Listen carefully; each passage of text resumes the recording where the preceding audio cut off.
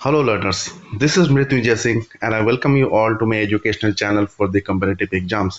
तो जैसा कि हम लोगों ने स्टार्ट किए थे इंडियन पॉलिटी के सीरीज आने वाले competitive एग्जाम्स के लिए, उसी को आज हम फर्दर और डिटेल देखेंगे। तो आज के चैप्टर का नाम है salient features of the constitution. Constitution के सैलिएंट फीचर्स के बारे में हम देखेंगे और इस चैप्टर से एग्जाम में बहुत सारे क्वेश्चंस आते हैं। तो लेट्स बिगिन द क्लास। तो सबसे पहले हम देखेंगे, मैंने यहाँ पे और एक चीज मैं यहाँ पे मेंशन करना चाहूंगा। मैंने यहाँ पे कंटेंट जो है मैंने एकदम बिल्कुल एग्जाम ओरिएंटेड वे में डाला है। एग्जाम में जिस टाइप के क्वेश्चंस आते हैं मैंने उसी टाइप से यहाँ पे कंटेंट डाला है। एक्स्ट्रा यहाँ पे भीड़ भीड़ मैंने नहीं की है। सो देखते हैं, let's begin the class. So 42nd constitutional amendment act 1976 जो है उसको मिनी कॉन्स्टिट्यूशन के नाम से जाना जाता है। जैसे कि हम जानते हैं कि कॉन्स्टिट्यूशन में, भारत के संविधान में बहुत सारे संशोधन वगैरह हुए हैं, बहुत सारे अमेंडमेंट्स वगैरह हुए हैं।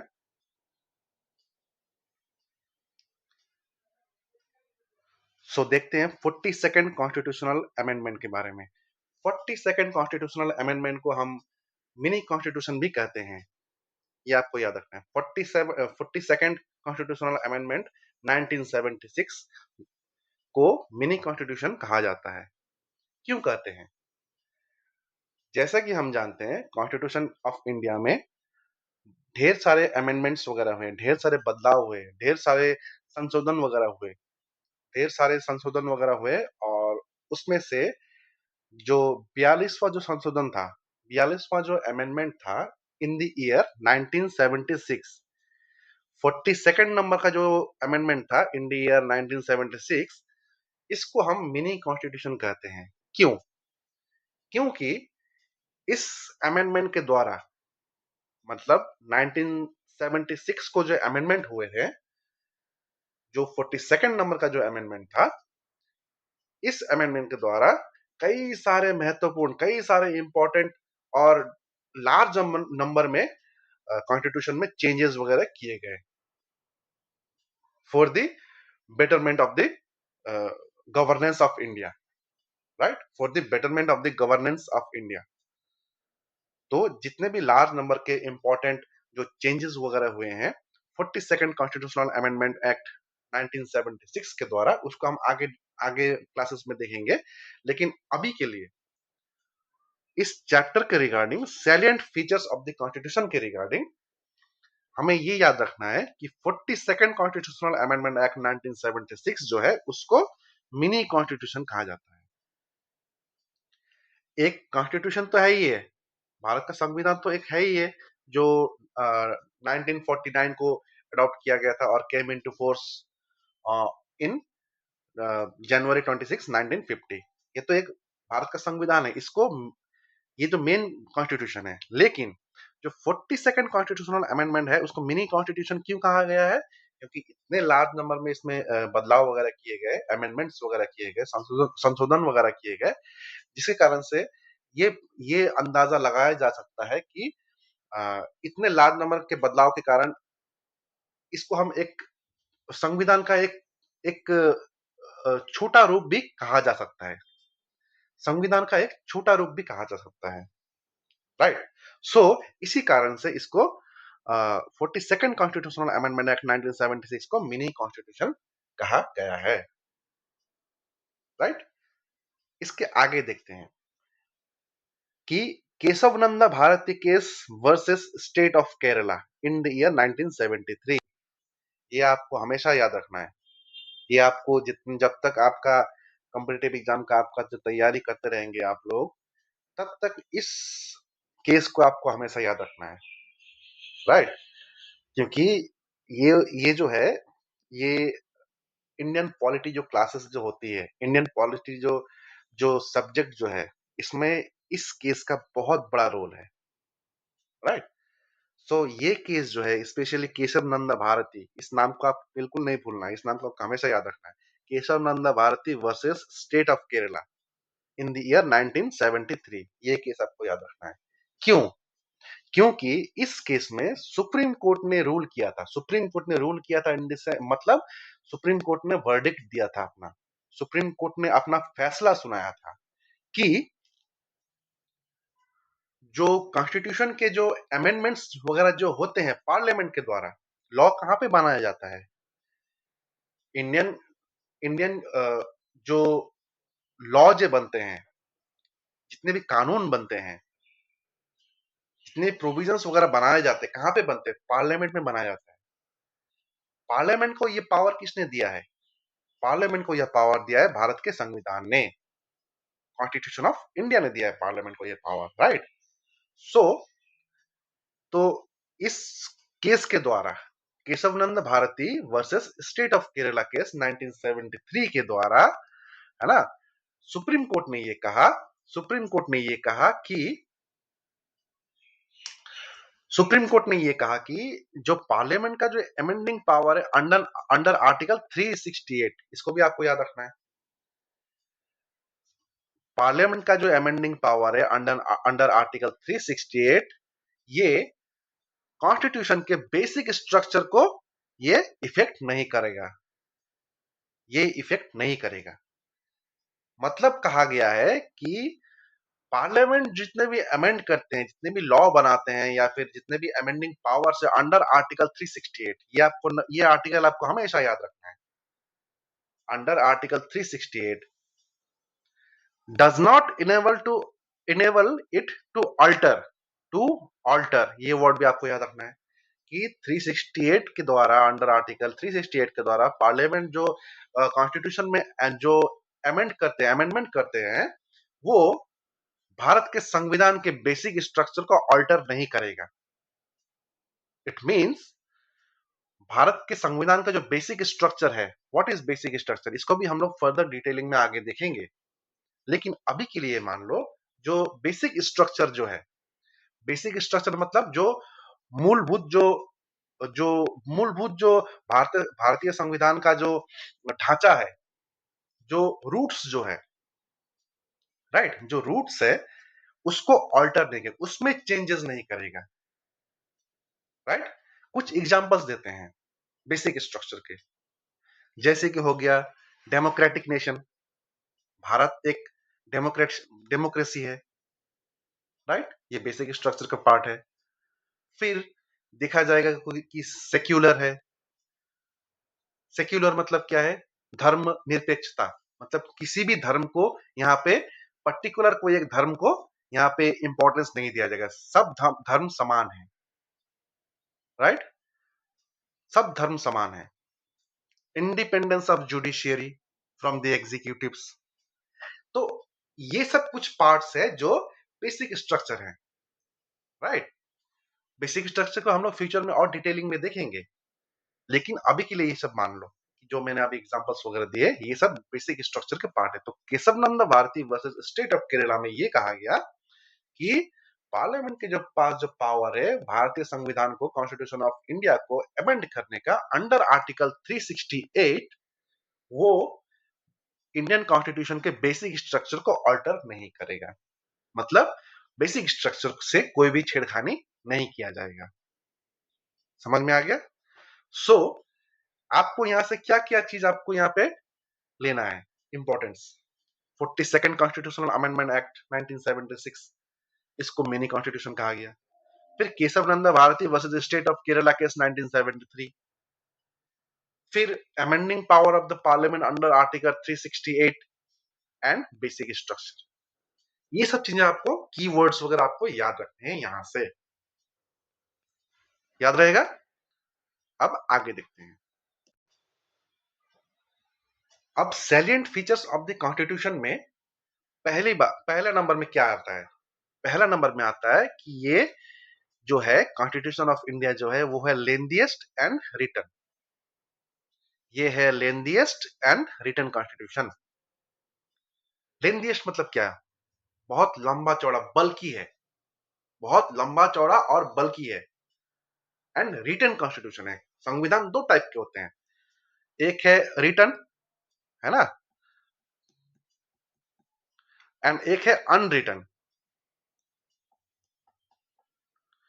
ये दो टाइप के होते हैं, written constitution and unwritten constitution.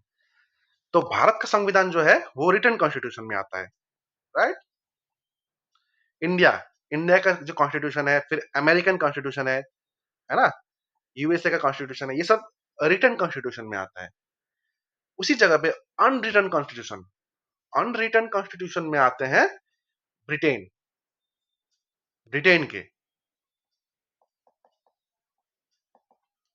Britain के कॉन्स्टिट्यूशन जो है वो अनरिटन कॉन्स्टिट्यूशन है, राइट। सो इंडियन कॉन्स्टिट्यूशन क्या है, लेंथीएस्ट एंड रिटन कॉन्स्टिट्यूशन है, ये आपको याद रखना है।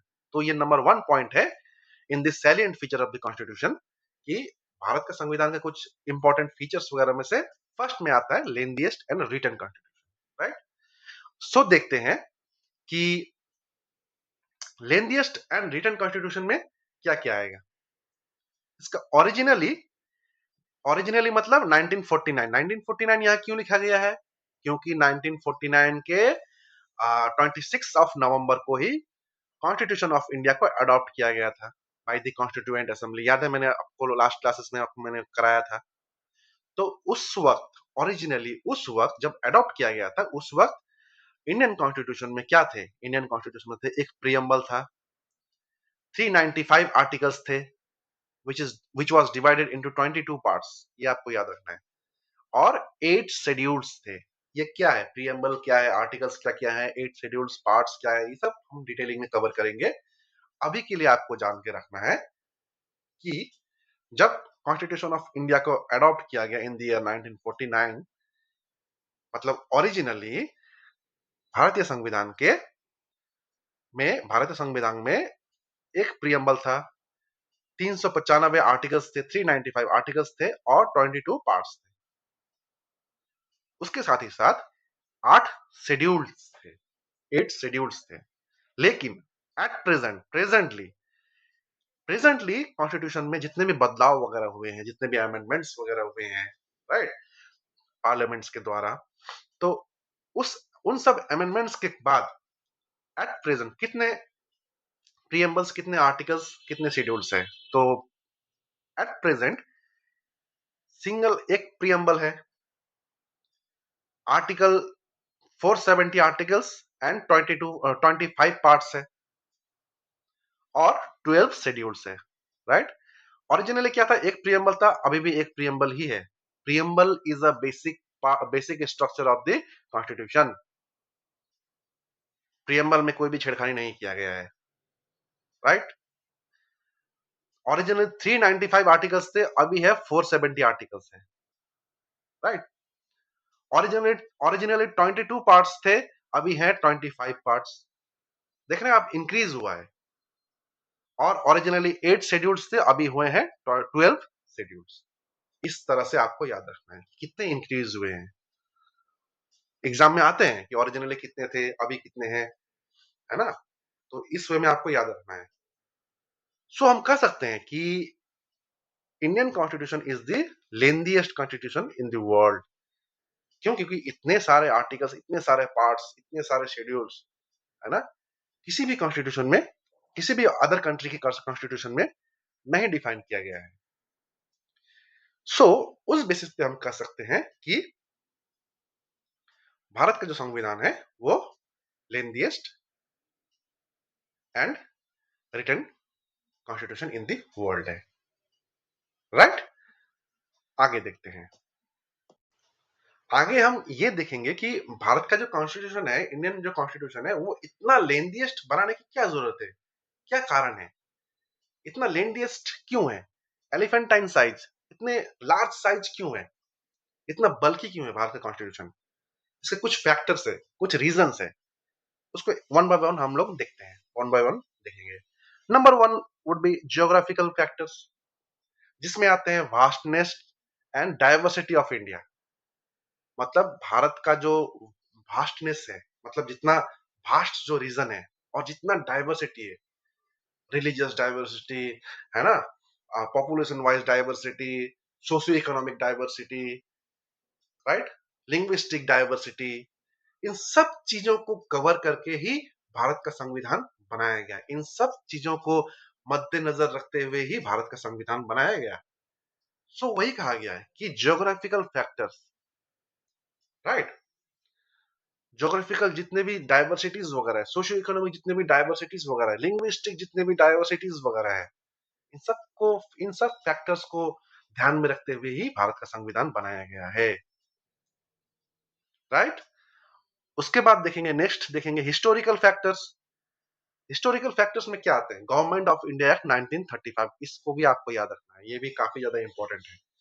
ये भी भारत का संविधान बनाने में काफी ज्यादा इंपॉर्टेंट रोल प्ले किया है। गवर्नमेंट ऑफ इंडिया एक्ट 1935, ये क्या है हम फ्यूचर में देखेंगे। राइट। उसके बाद है single constitution. Single constitution both for centre and states. अब देखेंगे कि कई सारे दूसरे नेशंस वगैरह हैं जहां पे संविधान जो है, राइट, संविधान है, उन उन कंट्रीज का जो कॉन्स्टिट्यूशन है वो डुअल कॉन्स्टिट्यूशन है, डबल कॉन्स्टिट्यूशन है। कैसे? एक है सेंट्रल गवर्नमेंट के लिए, एक है स्टेट गवर्नमेंट के लिए। राइट। लेकिन भारत में एक ऐसा संविधान है जो कि सेंटर और स्टेट गवर्नमेंट दोनों के लिए एक ही कानून है, एक ही संविधान है। ये भारत के कॉन्स्टिट्यूशन के एक वेरी इंपॉर्टेंट फीचर्स थे। राइट। इसी कारण से सिंगल कॉन्स्टिट्यूशन है, इसी कारण से भारत को कहा जाता है कि undivided union of undivided states. Right. मतलब भारत का central government and state government सब एक कानून के अंडर में आता है। उसके बाद नेक्स्ट पॉइंट हम लोग लास्ट पॉइंट देखेंगे कि dominance of legal experts in the constituent assembly. इसका मतलब क्या है? डोमिनेंस ऑफ लीगल एक्सपर्ट्स का मतलब क्या है कि कॉन्स्टिट्यूएंट असेंबली में जब भारत के संविधान को जो फ्रेम करने के लिए जो ड्यूटी दिया गया था कॉन्स्टिट्यूएंट असेंबली को, वहां पे मैक्सिमम पर्संस, वहां पे मैक्सिमम मेंबर्स वगैरह जो थे वो लीगल एक्सपर्ट थे, मतलब लॉ के विद्वान थे। एक एग्जांपल लेते हैं कि डॉक्टर भीमराव रामजी अंबेडकर, है ना, उसी प्रकार से और बहुत सारे थे, जैसे कि तेज बहादुर सप्रू हो गया, मोतीलाल नेहरू, जवाहरलाल, ये सब लॉ के एक्सपर्ट थे, लीगल एक्सपर्ट्स थे। तो उन्होंने बहुत सारे लॉज के बुक्स को पढ़कर, जानकर, है ना, उन सबको डिटेलिंग में पढ़कर ही भारत का संविधान बनाया है। सो ये सब कुछ थे कि जो रीजन है भारत के संविधान का इतने इतने एलिफेंटाइन साइज, इतना बल्कि साइज होने का। राइट। सो आज हम लोगों ने जितना कवर किया, आप उसको एक बार गो थ्रू कीजिए, आप अपना एक नोट्स बनाइए। इनमें से बाहर कुछ नहीं आते हैं इस टॉपिक से। राइट। इस टॉपिक से इतने से बाहर कुछ नहीं आते हैं। आप इसको बार बार रिवाइज कीजिए, अंडरस्टैंड कीजिए, है ना। और कुछ भी अगर डाउट्स वगैरह होने से आप मुझे कमेंट सेक्शन में आप पूछ सकते हैं। राइट।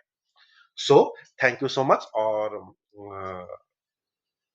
और एक रिक्वेस्ट है कि आप जितने हो सके आप इन सब क्लासेस के लिंक्स को अपने फ्रेंड्स के बीच में शेयर कीजिए, ताकि उन तक भी ये क्लासेस पहुंच सके। Right. So thank you so much for being with me, and मिलते हैं नेक्स्ट टॉपिक के साथ। Thank you.